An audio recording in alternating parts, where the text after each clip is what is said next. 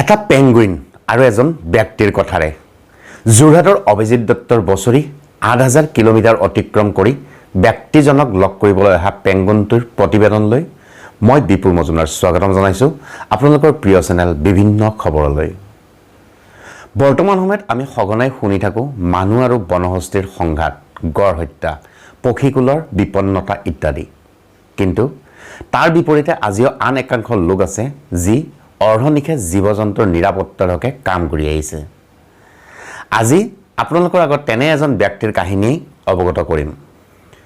ব্ৰাজিলৰ Rio' D জেনেৰিঅ'ৰ এটা দ্বীপৰ উপকূলত বাস কৰা এজন ব্যক্তিজনৰ নাম জিঅ' পেৰেচিঅ' ডিচুজা।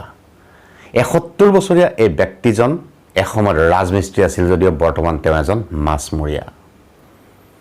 ঘটনাটো ২০১১ চনৰ, যেতিয়া উপকূলৰ কাষতে মেগলেনিক প্ৰজাতিৰ এটা পেঙ্গুইন আঘাতপ্ৰাপ্ত অৱস্থাত মুমূৰ্ষ অৱস্থাত পৰি আছিল। জয়ে সেই পেঙ্গুইনটো উদ্ধাৰ কৰিলে আৰু তাৰ চিকিৎসাও আৰম্ভ কৰিলে। অতি কম সময়ৰ ভিতৰতে পেঙ্গুইনটো সুস্থ হৈ উঠিল আৰু জয়ে তাৰ নাম থলে ডিনডিম।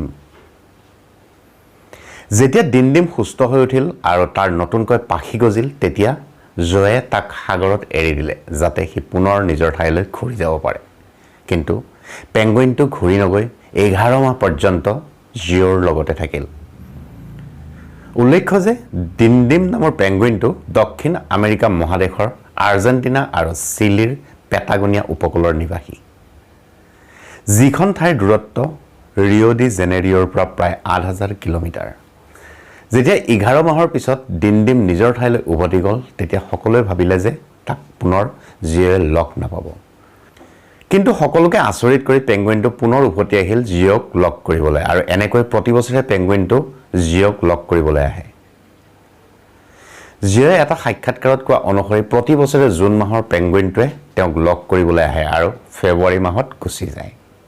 তাৰোপৰি পেঙ্গুইনটোৱে জিঅ'ৰ বাহিৰে আন কাৰোকে তাক স্পৰ্শ কৰিবলৈ নিদিয়ে। সঁচাকৈয়ে এক আশ্চৰ্যকৰ কাহিনী। এটা পেঙ্গুইন যি প্ৰতি বছৰে ৮,০০০ কিলোমিটাৰ অতিক্ৰম কৰি এজন ব্যক্তিক লগ কৰিবলৈ আহে, যি এসময়ত তাক জীৱন দান দিছিল। মানুহ আৰু পক্ষীকুলৰ মাজৰ এই নিবিড় সম্পৰ্ক যেন এই জিঅ' আৰু ডিনডিমৰ কাহিনীয়ে প্ৰতিস্থাপন কৰিছে।